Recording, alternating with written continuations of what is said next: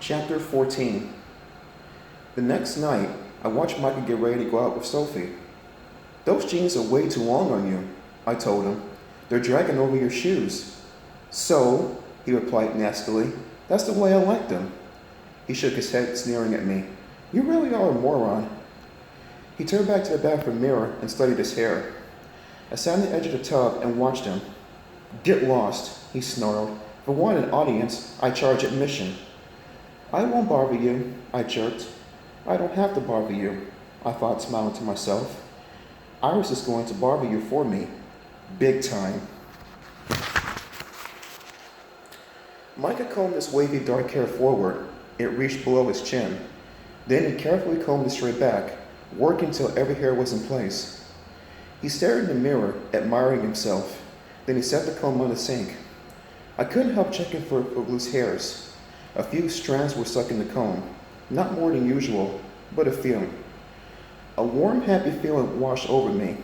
Those strands of hair were the beginning of a long, long night for Micah. He rubbed gel in his hands and started fluffing his hair with it. I giggled. "What are you laughing at, jerk face?" Micah demanded. "Nothing," I said innocently. "My hair frizzes if I don't use gel, okay?" he snapped. "Why don't you go writing your diary? Everybody at the pool has been begging me for the next installment." My face burned, but I swallowed my anger.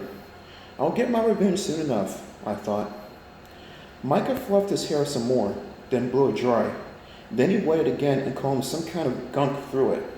Then he blew it dry. Then he fluffed it again. "I really need a trim," he muttered. "You'll get more than a trim," I thought to myself. A lot more. "I gotta go," he said at last. "You can sit on the edge of the tub all night. I've got better things to do." He switched off the bathroom light, even though I was still sitting there. Then he shoved me hard, pushing me into the tub. "Take a bath, Wade. You need one." "Hey," I protested, "you creep." I scrambled out of the bathtub and followed him downstairs. I watched him get into Dad's car and drive away. "Have fun, Micah," I thought. "Too bad you didn't bring a hat. Or a paper bag to keep your precious hair in." I had to laugh. I wondered if I had film in my camera. "I'll wait up and snap this picture when he comes home," I decided.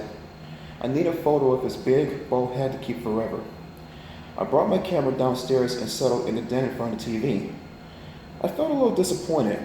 I hoped Micah's hair would start to fall out before he left the house. It would have made my evening so nice to see the spells begin. But it was fun thinking of him, out with Sophie. I imagined her touching his hair and pulling a big hunk of it out of her hand. Maybe she'd scream.